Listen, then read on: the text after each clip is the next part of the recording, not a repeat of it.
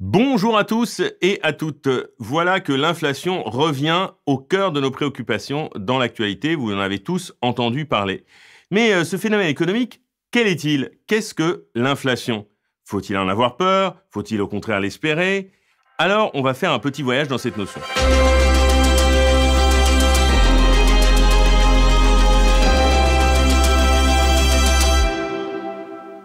Pour mieux comprendre, il est plus simple de partir d'une définition.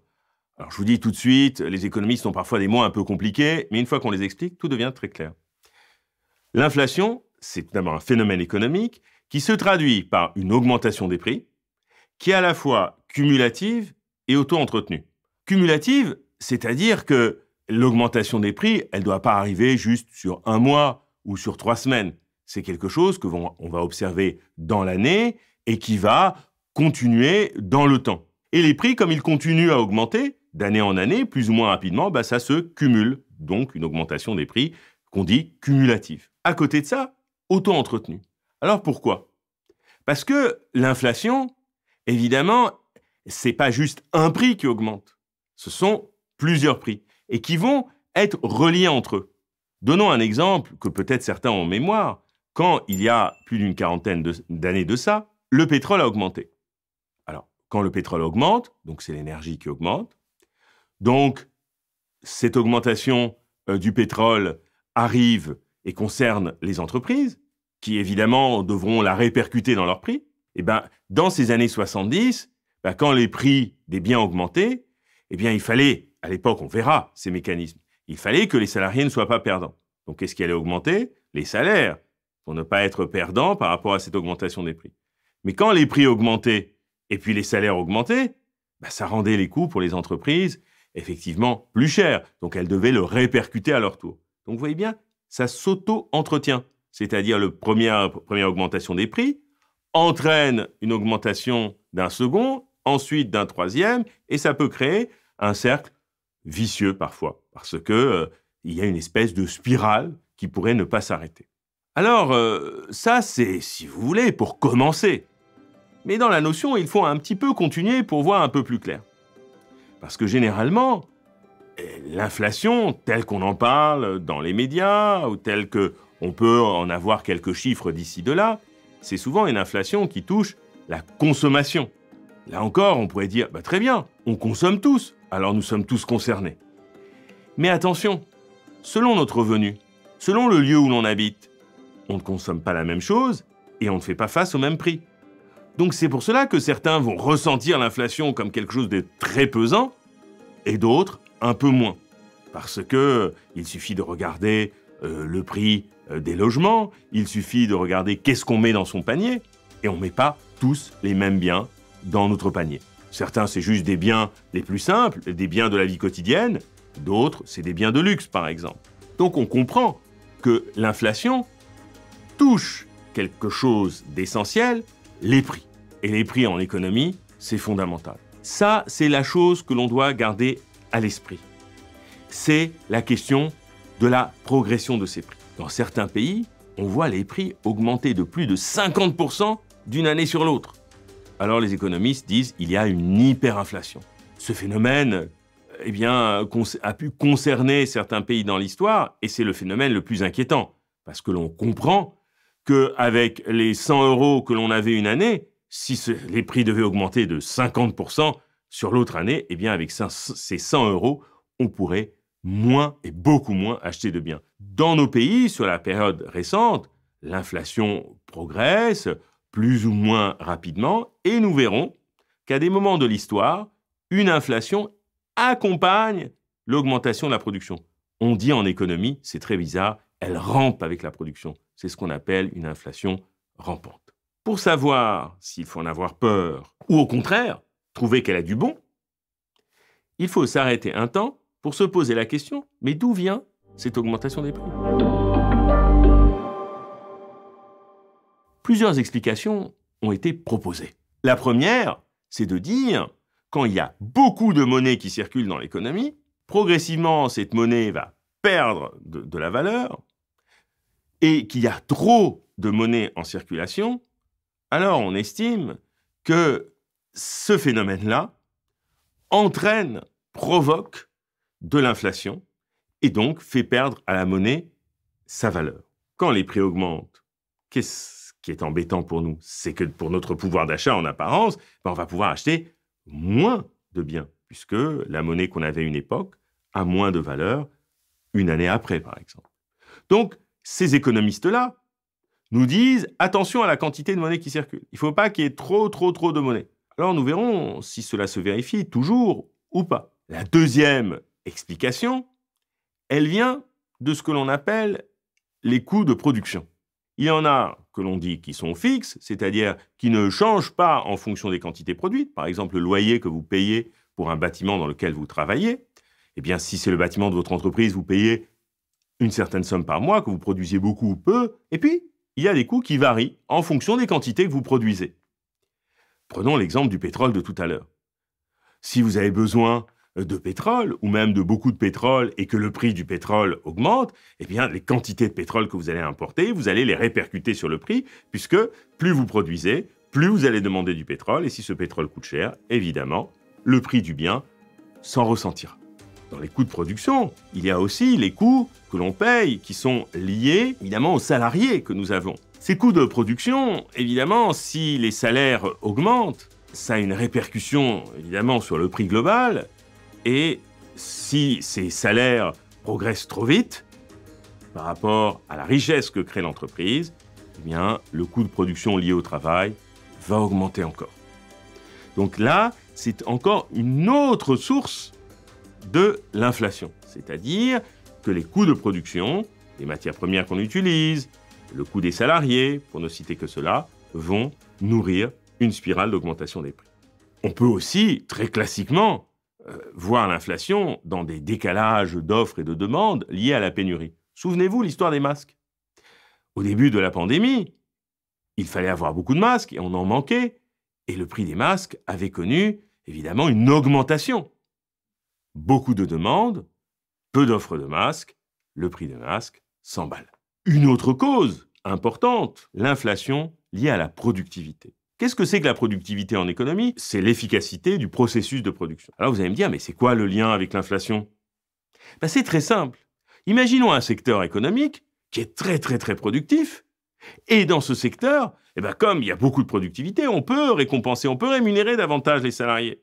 Et donc ils vont voir leur salaire augmenter. Mais admettons que pour des raisons économiques, politiques, cette augmentation de salaire qu'a obtenu ce secteur se répand dans les autres secteurs qui ne sont pas aussi productifs. Donc on va donner une augmentation de salaire à des gens alors que leur productivité n'est pas la même que les autres. Qu'est-ce qui va se passer? Ça va surenchérir le coût pour l'entreprise en termes de salaire, et donc ça va devoir se répercuter sur les prix, alors que ce secteur n'a pas produit une richesse aussi efficacement que l'autre. Donc cette fois-ci, la productivité d'un secteur, qui lui pouvait se permettre de donner des salaires plus importants, va être répandue ailleurs. Voici quelques causes qui pourraient expliquer que l'inflation viendrait, soit par la monnaie, soit par les coûts, soit par ces décalages ou ces pénuries, ou encore par la productivité. Nous savons maintenant des choses importantes sur l'inflation. Nous en savons l'origine, la définition. Maintenant, confrontons tout cela à l'histoire. Si l'on part de l'après-guerre, mais à un moment précis de l'après-guerre, c'est-à-dire après la reconstruction de la France, c'est-à-dire après 1952, qu'est-ce que l'on voit en moyenne sur la période? Quel est le paysage que l'on voit? Il y a des épisodes où l'inflation s'emballe. Et les pouvoirs publics, à la fin des années 50, au milieu des années 60, vont intervenir pour retenir ou pour ralentir la progression. Mais sur la période, voilà ce qu'il faut retenir. Que la croissance, c'est-à-dire cette augmentation de la production ou augmentation du revenu, progresse en même temps ou de même manière que l'inflation. On a à peu près une croissance autour de 4-5% en moyenne chaque année, et l'inflation, après 52, elle tourne autour de ça. C'est une moyenne annuelle, c'est-à-dire qu'il y a eu des moments où l'inflation a été plus importante. À l'époque, pourquoi les pouvoirs publics ont accepté cela?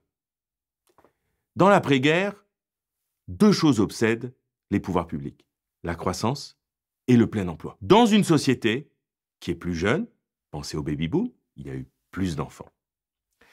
À ces moments-là, comme l'avait dit le président Georges Pompidou, mieux vaut l'inflation que le chômage. Vous allez me dire, c'est bizarre. Comment? Moins de l'un, ça va faire moins de chômage et donc plus d'emplois. Quand la production augmente, les revenus vont augmenter. Pourquoi les revenus vont augmenter quand la production augmente? Parce que pour produire, des hommes et des femmes ont été mobilisés. Donc qu'est-ce qu'il faut leur donner? Un salaire. Des entrepreneurs ont investi. Donc il est normal qu'ils ont un profit. Donc c'est un revenu. L'État passe par là, par des taxes, des cotisations. C'est les revenus. Si on a emprunté de l'argent à la banque, eh bien évidemment, on verse ce qu'on lui doit, accompagné d'intérêts. C'est donc des revenus. Donc quand la croissance augmente, le revenu augmente. Si votre revenu augmente, le pouvoir d'achat va lui aussi augmenter. Donc, quand le pouvoir d'achat augmente, on appelle ça la demande. Donc la demande des ménages augmente. La demande aussi des entreprises. Parce que les entreprises vont acheter d'autres biens, par exemple des marteaux pour fabriquer des tables. Donc ils vont demander des marteaux. Et en même temps, on va peut-être emprunter davantage pour acheter une maison, pour acheter des machines. Souvenez-vous de ce que je vous ai dit. Il va y avoir plus de monnaie qui va circuler. On va donner plus de pouvoir à la demande. Et si la demande va courir plus vite que l'offre, les prix, qu'est-ce qu'ils vont faire? Ils vont augmenter. Mais comme la demande augmente, les entreprises vont se dire « on a des débouchés ». Si on a des débouchés, on va faire augmenter la production. Et si on augmente la production, à certaines conditions, on va embaucher davantage. Et donc on se dit, vous voyez que les prix augmentent un peu plus du fait de ces salaires supplémentaires, du fait de ces prêts supplémentaires, mais en retour, ça donne un horizon positif pour les entreprises qui vont augmenter leur production et donc par conséquent, peut-être embaucher plus. Donc vous voyez bien le rapport. L'inflation progresse un peu, mais ça va servir les ménages, ça va servir des prêts, ça va servir de l'investissement, et donc on va retrouver de la production, et peut-être alors, plus d'emplois. Donc qu'est-ce qu'on se dit à l'époque? Peut-être faut-il un peu fermer l'œil sur cette inflation pour favoriser plus de production et plus d'emplois.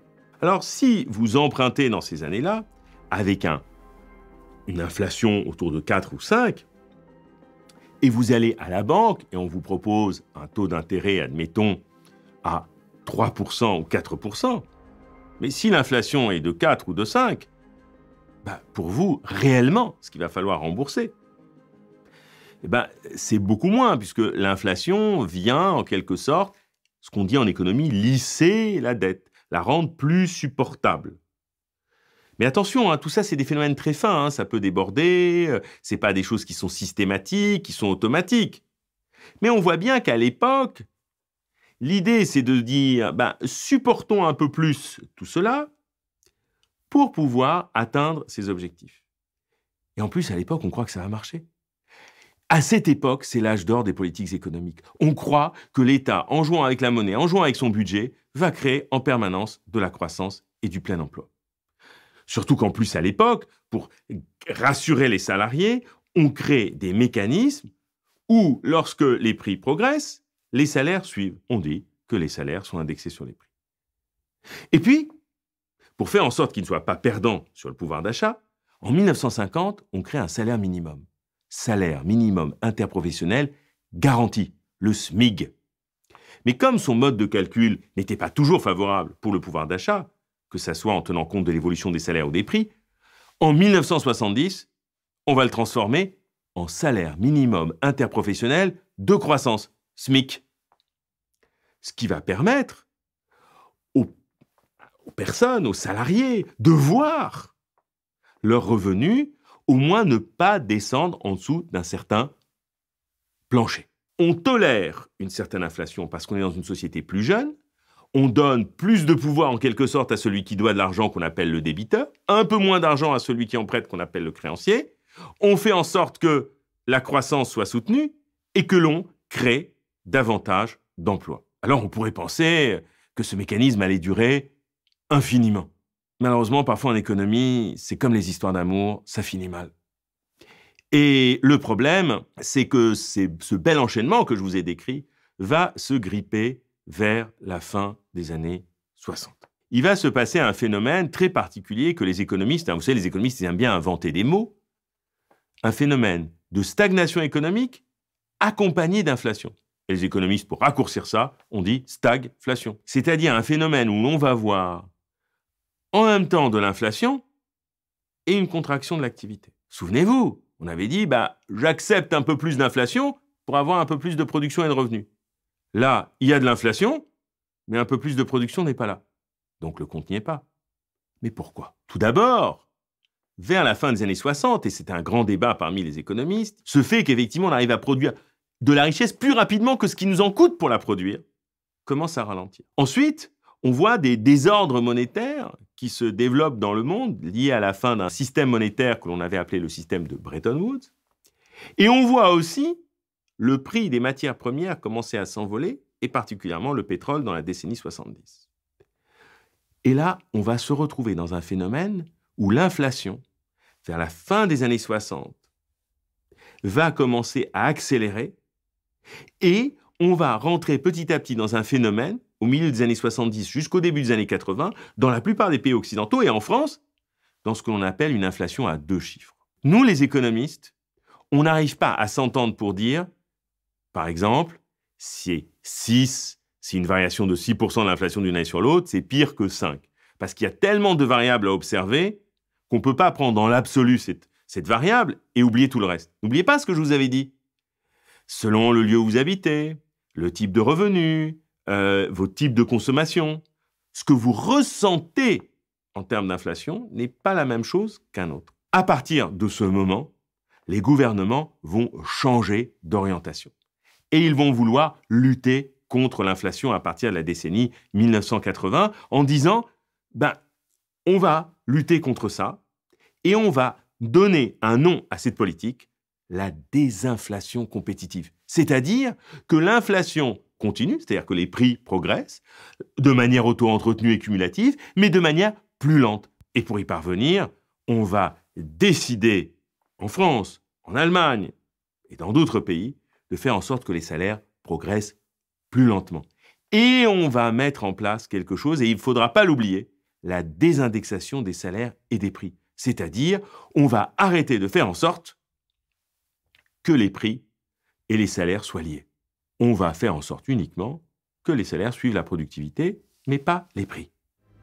Et on rentre dans cette phase qui a été de la désinflation, et c'est traduit aussi par des taux d'intérêt très élevés. Pourquoi les taux d'intérêt très élevés? N'oubliez pas, on s'est dit, il faut moins de monnaie pour qu'il y ait moins d'inflation. Alors c'est très simple. Comment on va faire pour qu'il y ait moins de monnaie? Vous allez à la banque, si je vous donne un taux d'intérêt extrêmement élevé, un taux d'intérêt réel, vous allez moins emprunter. Et si vous empruntez moins, il y a moins de monnaie dans l'économie. S'il y a moins de monnaie dans l'économie, alors si la théorie est vérifiée, il y a moins d'inflation. Donc, on augmente les taux d'intérêt. Mais en augmentant les taux d'intérêt, en limitant les salaires, qu'est-ce que cela va entraîner dans la plupart des pays? Allemagne, États-Unis, France après 1983, un ralentissement de la production, une augmentation du chômage, et là, on change l'arbitrage. On décide qu'il est plus important d'avoir moins d'inflation, donc ça veut dire qu'il faut accepter un peu plus de chômage, un peu moins de production. Et dans les années 1990, en Europe, on se retrouve où l'inflation a quasiment disparu et on s'est retrouvé en situation de croissance molle, dans les années 90 jusqu'à la naissance de l'euro, avec une inflation très faible. Et des économistes ont commencé à dire à l'époque, si on remettait un peu plus d'inflation, parce que ça pourrait rendre la dette moins élevée, surtout qu'il y avait une autre dette qui était en train d'augmenter à l'époque, qui était la dette de l'État. Parce que quand l'économie ralentit, quand il y a plus de chômage, il y a moins de recettes pour l'État. Et s'il y a moins de recettes, l'État fait des déficits. Qu'est-ce que c'est que les déficits? C'est-à-dire que ses dépenses deviennent supérieures à ses recettes. Et comment fait-il pour combler le tout? Par l'endettement. Et qu'est-ce que c'est que la dette? C'est la mémoire des déficits. La dette nous rappelle tous ces déséquilibres. Donc l'État a commencé de plus en plus à s'endetter, mais comme l'inflation était faible et que les taux d'intérêt étaient élevés, alors lui aussi, il a vu sa dette augmenter. Et donc certains économistes ont dit, mais alors peut-être qu'il faudrait remettre un peu d'inflation. Alors comme les économistes, je vous ai dit, ils aiment bien rajouter des termes. Alors quand vous voulez remettre un peu d'inflation, comme on dit en langage économique, on fait de la reflation. On a eu l'impression, jusqu'à la crise de 2007-2008, que l'inflation avait été un vieux fantôme et que le seul endroit où on pouvait trouver cette inflation à partir des années 2000, c'était dans certains compartiments d'actifs, comme par exemple l'immobilier, ou dans certains actifs financiers. Donc en fait, l'inflation n'était plus dans l'économie réelle. Et c'est quoi l'économie réelle? C'est trois choses l'économie réelle. C'est produire, c'est répartir et c'est consommer. Je produis des biens, ça crée une richesse que je répartis et ensuite je la consomme. Ça, c'est l'économie réelle. Où se cachait l'inflation dans ces années 2000, dans des bulles spéculatives immobilières? Qu'est-ce que c'est qu'une bulle spéculative? C'est, on dit en économie, lorsque le prix s'éloigne de sa valeur fondamentale. Après, il y a tout le débat sur qu'est-ce qu'une valeur fondamentale, mais lorsque le prix s'éloigne. Et aussi dans les produits financiers. Donc on a cru que, globalement, l'inflation était une affaire du passé, à part dans ces secteurs-là. Mais alors vous allez me dire que je suis en train de vous parler d'une vieille histoire. Nous sommes en 2021, pourquoi je reparle d'inflation? Cette histoire n'existe plus, c'est que du passé. Et puis aujourd'hui, de toutes les façons, la dette, pourquoi on nous casse les pieds avec ça? On arrive à se la financer pour pas grand-chose. C'est ça le problème en économie, c'est que l'on croit que certaines vieilles choses qui ont été enterrées, qui ont disparu, le seront à jamais. Mais je crois que l'économie a souvent de l'amour pour les revenants. Et peut-être y a-t-il là un revenant ou une revenante, l'inflation, mais on va voir si c'est un revenant ou une revenante effrayante. Alors tout d'abord, récemment, il y a eu cette inquiétude sur ce que l'on appelle les dépenses préengagées. Qu'est-ce que c'est que cette affaire? Tout d'abord, un ménage, il observe son revenu. Quel est le revenu des ménages, d'un point de vue technique? C'est ce qu'on appelle le revenu disponible. Qu'est-ce que ça veut dire le revenu disponible? Très simplement, c'est ça. C'est ce que vous gagnez. On va vous retirer ce que vous devez payer, des cotisations, des impôts, et selon votre situation, on va rajouter ce qu'on appelle des revenus de transfert, c'est-à-dire des allocations divers. Donc normalement, c'est ce que vous avez dans la poche. J'ai payé des impôts, j'ai payé des cotisations, j'ai reçu peut-être des allocations logement, des allocations de famille ou autres, et de l'autre côté, j'ai mon revenu. Attention. Il y a des dépenses préengagées. La meilleure est celle qui va nous préoccuper, le loyer. Pourquoi c'est une dépense préengagée? Vous avez signé un contrat, mettons que vous êtes donc locataire, et tous les mois, vous devez payer X. Donc, elle est déjà engagée. Et donc, il va falloir la retirer. À ça, il va falloir ajouter les assurances, vos forfaits Internet, téléphoniques. Et une fois que vous avez retiré ces revenus préengagés, vous pouvez arbitrer dans vos dépenses. Ah, j'ai payé mon loyer, j'ai payé mes assurances, j'ai payé mon forfait Internet, il va me rester des sous, et je vais pouvoir choisir peut-être d'aller au restaurant, peut-être d'aller au cinéma. Comme on dit en économie, c'est le revenu arbitrable. C'est-à-dire, j'arbitre entre une dépense ou une autre. Mais pour le faire, il faut que je regarde ces dépenses préengagées. Et aujourd'hui, dans le ressenti de l'inflation pour plein de catégories, ils sentent que les prix augmentent aussi parce qu'ils perçoivent que tout ce qui ressort de l'électricité, de l'énergie, des loyers, des assurances, cela progresse. Donc même si on leur explique que l'inflation moyenne, la consommation ne progresse que modestement ou de manière contenue, ces dépenses-là, ces dépenses préengagées, deviennent plus importantes. Donc ça, c'est le premier point, et surtout pour des catégories de ménages aux revenus plus modestes. Mais si les salaires progressent plus lentement et qu'en même temps ces dépenses préengagées pour les catégories les plus modestes s'envolent, le compte n'y est pas. Deuxième point, pourquoi l'inflation nous préoccupe, c'est peut-être que conjoncturel, mais peut-être ça va devenir structurel du fait des changements climatiques. C'est-à-dire, aujourd'hui, on observe à travers le monde une tension sur de nombreuses matières premières. Peut-être qu'on va entrer dans un monde, du fait des transformations climatiques, du fait peut-être de la situation actuelle où des économies sont en train de repartir et donc créer de la tension sur les matières premières, on va peut-être entrer dans une époque où, pour toute une série de matières premières, essentielles à la production, eh bien, on va se retrouver avec des augmentations de prix à cause de phénomènes climatiques. Pensez par exemple le Canada, grand producteur de blé. Il a dû supporter le dôme de chaleur pendant cet été. Ça a eu des effets sur les récoltes. Troisième chose, un peu plus technique. Que se passe-t-il en Europe depuis la crise de 2007-2008 ? Les banques centrales du monde entier, de manière coordonnée, ont injecté des milliards dans le circuit économique pour soutenir l'activité, éviter son effondrement, fournir des liquidités aux banques. En gros, les banques vont chercher leurs besoins auprès de la Banque centrale et leur fournissent à des taux nuls pour que le système tienne. Donc, depuis plus de 10 ans, nous vivons avec des politiques monétaires qui ne ressemblent pas à celles que l'on a connues dans le passé. On dit que ce sont des politiques non conventionnelles. On pourrait être surpris de voir que lorsque la Banque centrale injecte autant de liquidités, cela ne se traduit pas par une augmentation des prix. Alors qu'on aurait pu penser, comme je vous l'avais présenté dans la théorie, que plus il y a de la monnaie en circulation, plus les prix devraient normalement augmenter. Ce qui se passe avec ces liquidités, c'est qu'elles se retrouvent auprès des banques, dites commerciales, auprès des banques de second rang ou commerciales, on dit les deux, mais ces banques de second rang ou commerciales, au lieu de les réinjecter dans le circuit économique et permettre la reprise de la consommation, de l'investissement, sont destinées à quelque chose de beaucoup plus problématique, des mouvements spéculatifs sur des actifs financiers, c'est-à-dire dans le domaine de la finance et dans le domaine de l'immobilier. Ce qui a pour conséquence, dans ces types d'actifs, de voir les prix augmenter, et même très rapidement.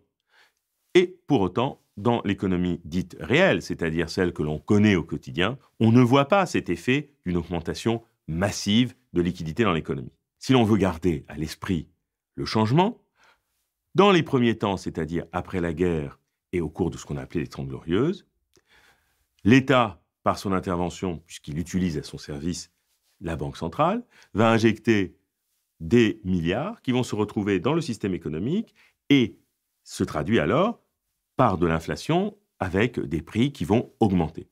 Aujourd'hui, situation différente, où finissent ces milliards de la banque? Elles ne finissent pas dans le système économique, elles finissent dans un système financier qui s'est éloigné de notre système économique que nous rencontrons nous tous au quotidien et désormais se traduit par une inflation dans des produits financiers et dans de l'immobilier. D'un côté, l'argent circule dans le circuit économique, dans l'autre, il est retenu par la finance.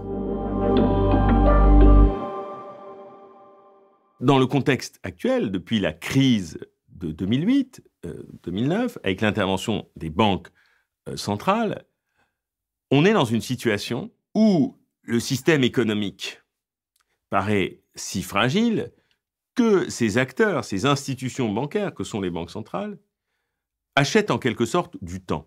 C'est-à-dire reportent à plus tard une crise qui pourrait être d'ampleur plus importante pour faire en sorte de maintenir à flot un système bancaire qui n'est pas encore assaini et loin de là.